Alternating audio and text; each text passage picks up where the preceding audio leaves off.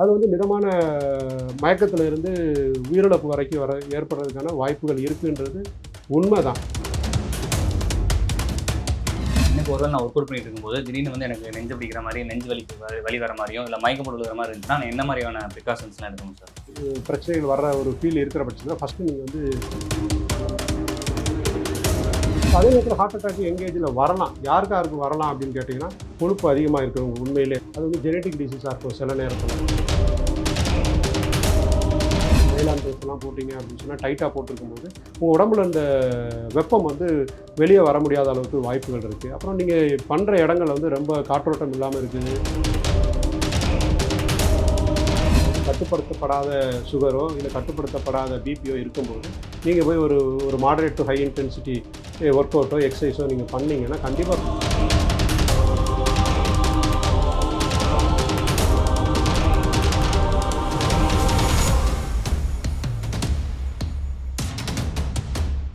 எல்லோகன் viewers வணக்கம். நான் உங்கள் திருமுருகன். இன்னைக்கு நம்ம பார்க்க போகிற கெஸ்ட் யாருன்னு பார்த்தீங்கன்னா interventional cardiologist doctor S Rajeshkumar sir தான். வணக்கம் சார்.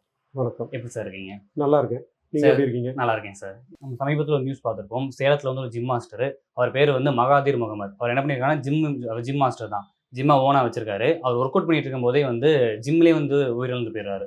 இதுக்கான காரணம் வந்து டாக்டர்ஸ் என்ன சொல்கிறாங்கன்னா, ஓவராக ஒர்க் அவுட் பண்ணியிருக்காரு, அதனால தான் வந்து ஹார்ட் அட்டாக் வந்து இறந்து போயிருக்காங்கன்னு சொல்கிறாங்க. இது உண்மையா சார்? ஓவராக ஒர்க் அவுட் பண்ணால் ஹார்ட் அட்டாக் வந்து இறந்து போயிடுவாங்களா? இது ஒரு துயரமான சம்பவம். எல்லாத்துக்கும் வந்து நம்ம வந்து எஜுகேஷன் கொடுத்துட்ருக்கோம். என்னென்னா உடற்பயிற்சி வந்து உடலுக்கு ஆரோக்கியத்தை தரும்னு சொல்லி, அது மாதிரி ஒரு உடற்பயிற்சி கூடத்தில் அது உடற்பயிற்சி பயிற்சியாளர் வந்து இறந்து போனதுன்றது கேட்குறதுக்கு வருத்தமாக இருக்குது. ஸோ இந்த கேள்வி நல்ல கேள்வி தான், எல்லோரும் தெரிஞ்சுக்க வேண்டிய கேள்வி. ஸோ இப்போ என்ன நம்ம பார்க்கணும் அப்படின்னா, உடற்பயிற்சி செய்கிறதுனால ஏதாவது பிரச்சனைகள் வருமா அப்படின்னு பார்க்கணும். அதில் 2 விதமான உடற்பயிற்சி இருக்குது. ஒன்று வந்து லைட் இன்டென்சிட்டின்னு சொல்கிறாங்க, இன்னொன்று ஹை இன்டென்சிட்டி. இந்த வெயிட்டு தூக்குறது, பளு தூக்குதல், இந்த ரோப் இழுக்கிறது, அந்த மாதிரிலாம் பயங்கரமான எக்ஸசைசஸ் எல்லாம் பண்ணுறாங்க. So high intensity work outs நீங்கள் கண்டிப்பாக பண்ணலாம், பண்ணக்கூடாதுன்னு கிடையாது. பிரச்சனைகள் வருமானு கேட்டால் வர்றதுக்கான வாய்ப்புகள் கம்மி. எப்போ அப்படின்னு கேட்குறது அதான் கேள்வி நமக்கு பதிலாக இருக்குது. அமெரிக்கன் ஹார்ட் அசோசியேஷன் என்ன சொல்கிறாங்க அப்படின்னா, வாரத்துக்கு வந்து 5 நாளைக்கு நீங்கள் ஒர்க் அவுட் பண்ணணும். லைட் இன்டென்சிட்டி, அதாவது மிதமான உடற்பயிற்சி பண்ணணும்னு சொல்கிறாங்க. எப்படின்னு கேட்டிங்கன்னா, ட்ரெட்மில்லில் நடக்கிறது, வாக்கிங் போகிறது, இன்டர்மிட்டன்ட் ஜாக்கிங் போகிறது, டான்ஸ் ஆடுறது, இந்த மாதிரி விஷயங்கள் வந்து மிதமான எக்ஸசைஸ்ன்னு சொல்கிறாங்க. வெயிட்டு தூக்குறது, புஷ்அப்ஸு, புல்அப்ஸ், இதெல்லாம் வந்து ஹை இன்டென்சிட்டி எக்ஸசைஸ்ன்னு சொல்கிறாங்க. ஸோ ஹை இன்டென்சிட்டி எக்ஸசைஸ் போகிறதுக்கு முன்னாடி உங்களுக்கு வந்து கண்டிப்பாக வந்து ட்ரைனிங் தேவைப்படுது. அதுக்கான முன்னேற்பாடுகள் நிறைய நீங்கள் பண்ண வேண்டிய அவசியம் இருக்குது. நாட்களும் தேவைப்படுது. உடனே வந்து நம்ம இந்த வாரம் ஆரம்பித்து அடுத்த வாரத்துக்கு ஹை இன்டென்சிட்டி ஒர்க் அவுட் போனோம்னா அது கண்டிப்பாக பிரச்சனைகளை உண்டாக்குறதுக்கு வாய்ப்பு இருக்குதுன்னு தான் நமக்கு வந்து அறிவியல் சொல்லுது. ஸோ இந்த ஹை இன்டென்சிட்டி ஒர்க் அவுட் பண்ணுறதுக்கும் லோ இன்டென்சிட்டி ஒர்க் அவுட், அதாவது மிதமான உடற்பயிற்சிக்கும் கடுமையான உடற்பயிற்சிக்கும் வித்தியாசம் என்னென்னா 17%, அதாவது 17 மடங்கு வந்து உங்களுக்கு வந்து பிரச்சனை அதிகமாகலாம் அப்படின்னு சொல்கிறாங்க. அது வந்து மிதமான மயக்கத்தில் இருந்து உயிரிழப்பு வரைக்கும் ஏற்படுறதுக்கான வாய்ப்புகள் இருக்குன்றது உண்மை தான். பட் அதுக்காக பயப்பட வேண்டிய அவசியம் இல்லை. தரமான ஜிம்மில் நீங்கள் தரமான ட்ரெயினரை வச்சு நீங்கள் ஸ்லோவாக பண்ணும்போது ஹை இன்டென்சிட்டி ஒர்க் அவுட்டை நீங்கள் கண்டிப்பாக பண்ணலாம். Sir, okay sir. இப்போ நான் வந்து ஜிம் போயிட்டுருக்கேன். எனக்கு ஒருவேளை நான் ஒர்க் அவுட் பண்ணிட்டு இருக்கும்போது திடீர்னு வந்து எனக்கு நெஞ்சு பிடிக்கிற மாதிரி நெஞ்சு வலி வர மாதிரியும் இல்லை மயக்கம் போட்டு விழுகிற மாதிரி இருந்துச்சுன்னா நான் என்ன மாதிரியான ப்ரிகாஷன்ஸ்லாம் எடுக்கணும் சார்? இது நல்ல கேள்வி. இது ஆக்சுவலாக நீங்கள் ஜிம்மில் ஒர்க் அவுட் பண்ணிக்கிறீங்க, உங்களுக்கு ஏதோ ஒரு பிரச்சனைகள் வர்ற ஒரு ஃபீல் இருக்கிற பட்சத்தில் ஃபஸ்ட்டு நீங்கள் வந்து ஜிம் பண்ணுறத உடனே இம்மீடியட்டாக நிறுத்தணும். நிறுத்திட்டு நல்ல ஏரேஷன் இருக்கிற இடத்துக்கு நீங்கள் போய் கொஞ்சம் நேரம் உட்காந்திங்கன்னா உங்களுக்கு அதுக்கு அடுத்த விஷயங்கள் என்ன நடக்குதுன்னு தெரிய வரும். ஒருவேளை நெஞ்சு அழுத்தமோ இல்லை ஒரு மயக்கமோ வர்ற சமயத்தில் நீங்கள் யாரோ பக்கத்தில் இது விஷயம் தெரிஞ்ச ஆள்கிட்ட யாராவது ஒரு ஆள்கிட்ட இன்ஃபார்ம் பண்ணிட்டு எனக்கு இந்த மாதிரி பிரச்சனை வருதுன்னு உடனே சொல்லிட்டீங்க அப்படின்னு சொன்னால் அவங்க அதுக்கேற்ற மாதிரி முன்னேற்பாடுகளை பண்ணுறதுக்கு வாய்ப்பு இருக்குது. ஒன்று நீங்கள் உங்களுக்கு பிரச்சனைகள் அதிகமாகிடுச்சுன்னு சொன்னால் அங்கேயே வந்து பேசிக் லைஃப் சப்போர்ட் அது மாதிரி கொடுப்பாங்க. இல்லை டிஃபிபிலேட்டர் இருந்ததுன்னா அதை வச்சு நமக்கு ஷாக் ஏதோ கொடுக்கறதுக்கான வாய்ப்புகள் இருக்குது. ஒருவேளை உங்களுக்கு பிரச்சனை இல்லைன்னா உடனே ஆம்புலன்ஸை கூட்டிகிட்டு வந்துட்டு ஆம்புலன்ஸ் மூலமாக பேராமெடிக்ஸ் மூலமாக ஷிப் பண்ணி ஹாஸ்பிட்டலில் வச்சு பார்த்துக்கலாம். ஒன்று, நீங்கள் ஜிம்முக்கு போகிறதுக்கு முன்னாடியே நீங்கள் சில விஷயங்களை நீங்கள் பண்ண வேண்டிய அவசியம் இருக்குது. என்ன அப்படின்னு கேட்டிங்கன்னா, ஒன்று வந்து ஜிம்மில் ஜாயின் பண்ணுறதுக்கு முன்னாடி நீங்கள் மருத்துவரை அணுகி உங்களுக்கு ஏதாவது வேறு பிரச்சனைகள் ஏதாவது இருக்கா, ஒர்க் அவுட் பண்ணலாமா, எக்ஸசைஸ் பண்ணலாமான்ற அந்த விஷயத்தை வந்து நீங்கள் தெரிஞ்சுக்கணும். அதில் முக்கியமாக நீங்கள் வந்து ஒரு இசிஜி கண்டிப்பாக எடுக்கிறதுக்கான அவசியம் இருக்குது. இசிஜிலே நமக்கு வந்து நிறைய யாராக இருந்தாலும் ஏஜ்டு பர்சனாக இருந்தாலும் சரி, ஃப்ரெஷராக இருந்தாலும் சரி. ஆமாம், எங்கே இள வயதுக்காரர்களாக இருந்தாலும் சரி, முதுமையான வயதுக்காரர்களாக இருந்தால் யாராக இருந்தாலுமே வந்து ஹார்ட்டில் வந்து 2 விதமான பிரச்சனைகள். ஒன்று நம்ம எல்லாத்துக்கும் தெரிஞ்சது ஹார்ட் அட்டாக்குன்றது திடீர்னு தான் வரும். சில நேரத்தில் ஹார்ட் மசில்ஸில் பிரச்சனைகள் இருக்கும், ஹார்ட்டோட சேனல்ஸ்னு சொல்லுவாங்க, எலக்ட்ரோலைட் சேனல்ஸ் அதில் பிரச்சனைகள் இருக்கும். அதெல்லாம் ரொம்ப சப்டிலாக இருக்கும், கண்டுபிடிக்கிறது கடினமாக இருக்கும். அதை நீங்கள் வந்து ஒரு தேர்ந்த மருத்துவர், எஸ்பெஷலாக நீங்கள் வந்து இருதய மருத்துவர், இல்லை ஒரு எம்டி ஃபிசிஷியன்ஸ் அவங்ககிட்டலாம் நீங்கள் போய் கன்சல்ட் பண்ணும்போது அவங்களுக்கு வந்து உங்களுக்கு நல்ல ஆலோசனைகளை வழங்குறதுக்கு வாய்ப்புகள் இருக்குது. ஸோ ஜிம்முக்கு போகிறதுக்கு முன்னாடியே நீங்கள் வந்து செக் பண்ணிக்கிறீங்க, எஸ்பெஷலாக இசிஜி அட்லீஸ்ட் எடுத்துக்கிறீங்க, ஒரு தகுந்த மருத்துவரை ஆலோசனை எடுத்துக்கிறீங்க. அதுக்கப்புறம் நீங்கள் ஜிம்முக்கு போகும்போது சில விஷயங்கள்லாம் கடைபிடிச்சிங்கன்னா இந்த மாதிரி சடன் பிரச்சனை வர்றதை வந்து தடுக்கலாம். ஒன்று வந்து நம்ம ஏற்கனவே சொன்ன மாதிரி கிரேடடாக பண்ணுங்கள். திடீர்னு போய் உடனே எல்லாத்தையும் பண்ணிட வேண்டாம். போகிறதுக்கு முன்னாடி நீங்கள் ஒரு சில ஸ்டெப்ஸ் பண்ணணும். காஃபி குடிக்கிறது, டீ குடிக்கிறது, அதாவது சைக்கோட்ரோபிக் ஏஜென்ட்ஸ்னு ட்ரக்ஸ் சொல்லுவாங்க, அதெல்லாம் எடுக்கிறது. எடுக்காமல் போகிறது நல்லது. அது எடுக்கிறதன் மூலமாக வேறு பிரச்சனைகள் வரலாம். ஹீட் ஸ்ட்ரோக் வர்றதுக்கு வாய்ப்புகள் இருக்குது. இந்த ட்ரெஸ்ஸு நீங்கள் ட்ரெஸ்ஸு போடுறீங்க, நைலான் ட்ரெஸ் எல்லாம் போட்டிங்க அப்படின்னு சொன்னால் டைட்டாக போட்டிருக்கும்போது உங்கள் உடம்புல இந்த வெப்பம் வந்து வெளியே வர முடியாத அளவுக்கு வாய்ப்புகள் இருக்குது. அப்புறம் நீங்கள் பண்ணுற இடங்கள் வந்து ரொம்ப காற்றோட்டம் இல்லாமல் இருக்குது, இல்லை தட்பவெப்பநிலை உள்ளே இருக்கிற டெம்பரேச்சர்ஸ் ரொம்ப அதிகமாக இருக்குன்னா உங்களுக்கு அதன் மூலமாக வந்து பிரச்சனை வர்றதுக்கு நம்ம எல்லாத்தையுமே வந்து ஹார்ட் அட்டாக்கு ஹார்ட்னால தான் வந்ததுன்னு சொல்கிறதுக்கான வாய்ப்புகள் கம்மி தான். ஸோ இந்த மாதிரி தட்பவெப்பநிலை நீங்கள் பார்க்கணும், உங்கள் ட்ரெஸ்ஸை பார்க்கணும், நீங்கள் முன்னாடி என்ன எடுத்திருக்கீங்கன்றதை பார்க்கணும். நைட்டு நல்லா சாப்பிட்ருப்பாங்க சில நேரத்தில், இல்லை சாப்பிடாம கூட தூங்கியிருப்பாங்க. காலையில் எழுந்திரிச்சு 5 மணிக்கு எழுந்திரிச்சு ஓடுவாங்க, ஓடி போய் எக்ஸசைஸ் பண்ண போகிறோன்னு சொல்கிறது வந்து இது ஒரு சமநிலை இருக்காது ஆக்சுவலாக. அதில் வந்து நீங்கள் வந்து சில விஷயங்களை ஃபாலோ பண்ண வேண்டிய அவசியம் இருக்கும். இப்போ வந்து ஜிம்ல வந்து ஏசி தான் இருக்கு. மோஸ்ட் ஆஃப் த ஜிம்ல வந்து எல்லாமே ஏசி இருக்கு. ஏசி போட்டு தான் ஒர்க் அவுட் பண்றாங்க. அப்ப வந்து வேர்க்கவே வேர்க்காது. அப்ப வந்து அவங்க எந்த மாதிரியான சூழ்நிலையில இருப்பாங்க சார்? ஹீட் வெளியேறுமா, ஏறாதா? ஏசி போடுறதுனால எதுவும் நம்மளுக்கு எக்ஸ்ட்ரா பாதிப்புகள் எதுவும் ஏற்படுமா? ஏசி போட்டுட்டு நம்ம வந்து டெம்பரேச்சரை வந்து ஒரு ஒரு தகுந்த டெம்பரேச்சர், அதாவது 15லேருந்து ஒரு 25க்குள்ள ஒரு 24க்குள்ள வச்சுக்கிறது நல்லது தான் எப்போயுமே. வேர்வை வெளியே வராதுன்னு கிடையவே கிடையாது. கண்டிப்பாக வேர்வை வரத்தான் செய்யும். நீங்கள் என்ன ஏசி போட்டிருந்தாலும் வேர்வை வர்றதுக்கான வாய்ப்புகள் இருக்குது. ஏசி போட்டுட்டு வேர்வை வரலைன்னா நீங்கள் அதை நினச்சி பயப்பட வேண்டாம். உங்களுக்கு வந்து டெம்பரேச்சர்ஸ் வந்து ஈக்குவலாக இருக்குதுன்னு தான் அர்த்தம். ஒருவேளை ஹை இன்டென்சிட்டி ஒர்க் அவுட் பண்ணும்போது வந்து சூடான இடத்துல ஒர்க் அவுட் பண்ணிங்கனாலும் பிரச்சனைகள் வரலாம். அதே நேரத்தில் ரொம்ப கூலாக இருக்குது, 10 டிகிரிக்கு கீழே போகுது, 15 டிகிரிக்குள்ளே இருக்குது, சில பேருக்கு ரொம்ப நடுக்கம் வர்ற சமயத்தில் நீங்கள் ஒர்க் அவுட் பண்ணிங்கன்னா அது மூலமாக வேறு பிரச்சனைகள் வர்றதுக்கான வாய்ப்புகள் இருக்குது. ஆப்டிமம் டெம்பரேச்சர், அதாவது அளவான வெ வெப்பநிலை இருக்கிறது கரெக்டாக இருக்கும். அது எஸ்பெஷலாக நம்ம ஊரை பொறுத்தளவுக்கு சவுத் இந்தியாவில், நார்த் இந்தியாவில் நிறைய லோ டெம்பரேச்சர்ஸ்லாம் வரும். நமக்கு வந்து ஒரு 18லேருந்து ஒரு 25க்குள்ளே இருந்தால் நல்லாயிருக்கும். அதிலே நீங்கள் பண்ணலாம். அதில் ஒன்றும் பிரச்சனைகள் வர்றதுக்கான வாய்ப்புகள் கம்மி தான். இப்போ ஜிம் மாஸ்டர் இறந்து போனார்ல சார், அவர் வந்து எப்படி இறந்து போனார்னா, ஒர்க் அவுட் பண்ணி முடிச்சுட்டு ஸ்டீம் பாத் எடுத்திருக்காரு.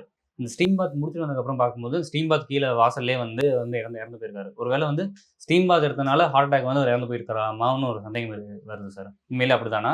இல்லை வேறு எதுவும் காரணங்கள் இருக்கா? நல்ல கேள்வி. ஆக்சுவலாக ஸ்டீம் பாத் எடுக்கிறது எப்பயும் தப்பு கிடையாது. கரெக்ட். அது நம்ம அதனால் ஹார்ட் அட்டாக் வரும்ன்றதை நம்ம சொல்ல முடியாது ஆக்சுவலாக. ஸோ என்ன கண்டிஷனில் அவங்க போய் ஸ்டீம் பாத் எடுத்தாங்க, அவங்களுக்கு வேறு ஏதாவது உடலில் பிரச்சனைகள் இருந்ததான்றது நமக்கு தெரியாது. இப்போ ஒருத்தர் வந்து ஒரு ஹை இன்டென்சிட்டி வந்து எக்ஸசைஸ் பண்ணிகிட்டு இருக்கிறார். பண்ணவருக்கு உடலோட வெப்பநிலை கொஞ்சம் அதிகமாக இருக்கிறதுக்கு வாய்ப்பு இருக்குது. அப்படியே போயிட்டு ஸ்டீம் பாத்தில் போய் அவர் எடுக்கும்போது அங்கேயும் சூடு அதிகமாக இருக்கும். ஸோ இந்த மாதிரி ஒரு சுச்சுவேஷனில் உடம்புல வந்து இன்னும் சூடு அதிகமாகி ஹீட் ஸ்ட்ரோக்கு, ஹைப்பர் தெர்மியான்னு சொல்லுவாங்க, அதிகமான சூடாகி அதன் மூலமாக இறப்புகள் வர்றதுக்கு வாய்ப்பு இருக்குது. அதில் ஸ்டீம் பாத் எடுத்தா பாடி ஹீட் ஆகுன்றீங்களா? ஸ்டீம் பாத் நீங்கள் வந்து சூடான தண்ணியை வச்சு குளிக்கும்போது உடம்புல சூடு அதிகமாக தான் செய்யும். அதில் வந்து மாற்று கருத்து கிடையாது. உங்களுக்கு வந்து நீங்கள் ஊற்றுற தண்ணியில் சூடு அதிகமாக இருக்கும்போது அந்த சூடு வந்து சூடுனாலே உங்களுக்கு வந்து 100 டிகிரிக்கு மேலே போயிடுது, 37க்கு மேலே. நம்மளுடைய பாடி வந்து 98.4ல் தான் இருக்குது. ஸோ அப்போ சூடு தான் இன்றைக்கி இருக்குது. சூடாக இருக்கும்போது உங்களுக்கு கண்டிப்பாக வந்து ஹீட் ஸ்ட்ரோக்கோ இதை வர்றதுக்கான வாய்ப்புகள் இருக்குது. சூடான தண்ணியை நம்ம வந்து ஊற்ற முடியாது. ஃபஸ்ட்டு நமக்கு உடம்புல வந்து பிளிஸ்டர்ஸ் வந்துடும், அதாவது புண்ணு பொத்து போய்டுன்னு சொல்லுவாங்க. ஆமாம், பிளிஸ்டர்ஸ் வந்துடும். அப்படி பண்ண முடியாது. ஆவரேஜான இதை தான் வைக்க முடியும். அதில் கூட 1 or 2 ஃபாரன்ஹீட் அதிகமாக தான் நம்ம குளிக்க முடியும். ரொம்ப குளிக்கவும் முடியாது ஆக்சுவலாக. ஸோ ஸ்டீம் பாத் எடுக்கிறது தப்பு இல்லை. பட் என்ன கண்டிஷனில் ஒருவேளை நீங்கள் ஒர்க் அவுட் பண்ணியிருந்தீங்கன்னா, ஒர்க் அவுட் பண்ணது கூல் ஆனதுக்கப்புறம் ஸ்டீம் பாத் எடுக்கும்போது கொஞ்சம் கேப் இருக்கும், டெம்பரேச்சர் கொஞ்சம் குறையிறதுக்கு வாய்ப்பு இருக்குது. அப்படியே போய் நம்ம எடுத்தோம் அப்படின்னு சொன்னால் சில நேரத்தில் டெம்பரேச்சர் அதிகமாகி ஹைப்பர் தெர்மியா ரிலேட்டட் ஈவெண்ட்ஸ் வர்றதுக்கு, சம்டைம்ஸ் உயிரிழப்புகள் நடக்கிறதுக்கு வாய்ப்பு இருக்குது. இப்போ வந்து நீங்கள் தண்ணியை ஊற்றும்போது, சூடான தண்ணியை ஊற்றும்போது உடம்புல வந்து சூடாச்சுன்னா உங்களுக்கு வந்து வாசோடைலேஷன் சொல்லுவாங்க. ஒருவேளை அவர் ரொம்ப நேரம் வந்து எக்ஸசைஸ் பண்ணியிருக்காரு, டீஹைட்ரேஷனில் இருப்பார், அதில் போய் ஸ்டீம் பாத் எடுத்தாருன்னா இன்னும் வாசோடைலேஷன் அதிகமாக, அப்போ உங்களுக்கு பிபி கூட சில நேரம் குறையலாம், பல்ஸ் குறையலாம். அந்த நேரத்தில் உங்களுக்கு வேறு ஏதாவது ஈவெண்ட்ஸ் அசம்பாவிதங்கள் நடக்கிறதுக்கு வாய்ப்பு இருக்குது. என்னோட நெக்ஸ்ட் கொஸ்டினே அதான் வந்து என்னன்னா, பிபி பேஷண்ட் இருக்காங்க, சுகர் பேஷண்ட்ஸ் இருக்காங்க, அவங்களாம் ஜிம் போகலாமா? இப்படி ஜிம் போனால் எவ்வளோ நேரம் ஒர்க் அவுட் பண்ணலாம்? இல்லை உங்களுக்கு எதுவும் பாதிப்பு எதுவும் வருமா சார்? நல்ல கேள்வி இது ஆக்சுவலாக. இப்போ நம்ம பாப்புலேஷனில் பார்த்தீங்கன்னு சொன்னால் பிபி சுகர் இல்லாத ஆட்களே நம்ம கண்டுபிடிக்க முடியாது அப்படின்ற மாதிரி ஆகிட்டு வந்துட்டு இருக்கு. ஸோ அப்படி இருக்கும்போது நாங்கள் மருத்துவர்களாக நாங்கள் என்ன சொல்கிறோம் அப்படின்னா, பிபி சுகர் இருக்கிறவங்க எக்ஸசைஸ் பண்ணணும்னு சொல்கிறோம். அது ஒரு வே ஆஃப் ட்ரீட்மெண்ட் அளவு கூட நமக்கு இருக்குது இப்போது. ஸோ அப்போது எக்ஸசைஸ் பண்ணும்போது நல்லது நடக்குன்றது தான் நம்ம கொடுக்குற அவங்களுக்கு ஒரு அறிவுரையாக இருக்குது. ஸோ அது ஒரு ஒரு ஒரு நாளைக்கு 30லேருந்து 45 நிமிஷம் எக்ஸசைஸ் பண்ணணும். வாரத்துக்கு 5 நாள் பண்ணணும். அதன் மூலமாக உங்களுக்கு வந்து பிபி நல்லா குறையிறதுக்கு வாய்ப்பு இருக்குது. சுகர் குறையிறதுக்கு வாய்ப்பு இருக்குதுன்னு நம்ம சொல்லிட்டு இருக்கோம். அது வந்து தீங்கு அமையறதுக்கான வாய்ப்புகள் இல்லை. ஸோ எப்போ அது பிரச்சனை வரும் அப்படின்னு கேட்டிங்கன்னா, நீங்கள் வந்து ஒருவேளை அன்கண்ட்ரோல்டு, அதாவது கட்டுப்படுத்தப்படாத சுகரோ இல்லை கட்டுப்படுத்தப்படாத பிபியோ இருக்கும்போது, நீங்கள் போய் ஒரு ஒரு மாடரேட் டு ஹை இன்டென்சிட்டி ஒர்க் அவுட்டோ எக்ஸசைஸோ நீங்கள் பண்ணீங்கன்னா கண்டிப்பாக பிரச்சனை வரத்தான் செய்யும். ஸோ அப்போ நீங்கள் என்ன பண்ணணும், முன்னாடியே வந்து உங்களுடைய பிபி கரெக்டாக இருக்கா, சமநிலையில் இருக்கா, சுகர் கண்ட்ரோலில் இருக்குதான்றதை உங்கள் மருத்துவர் மூலமாக ஆலோசனை மேற்கொண்டுட்டு அதுக்கப்புறம் நீங்கள் போய் கண்டினியூ பண்ணுறது கண்டிப்பாக நல்லாயிருக்கும். அது உடலுக்கு நல்லது தான். இப்போ வந்து என்னன்னா, அந்த ஹார்ட் அட்டாக்ன்ற பிரச்சனை இருக்குல்லைங்க சார். அது வந்து மேக்ஸிமம் வந்து நம்ம கேள்விப்பட்ட வரைக்கும் கொஞ்சம் வயசானவங்க ஒரு 40+ பீப்பிள்ஸ் தான் நம்ம அதிகமாக வந்து கேள்விப்பட்டிருக்கோம். ஆனால் இப்போ சமீபம் என்னன்னா வந்து யங்ஸ்டர்ஸுக்கே திடீர்னு ஹார்ட் அட்டாக் வருது. திடீர்னு மரணம்லாம் நிகழுது. இதுக்கான காரணம் என்னவா சார் இருக்கும்? ஒருவேளை அவங்க லைஃப் ஸ்டைலாக இருக்குமா? இல்லை அவங்க ஃபுட் ஹேபிட்டாக இருக்குமா? இல்லை எந்த மாதிரியான காரணங்கள் இருக்கும்? இள வயதுக்காரனுக்கு மரணம் ஏற்படுறது அப்படின்றது வந்து ஒரு துயரமான செய்தி. இது எல்லாத்துக்கும் ஒரு பீதியை உண்டாக்குது ஆக்சுவலாக.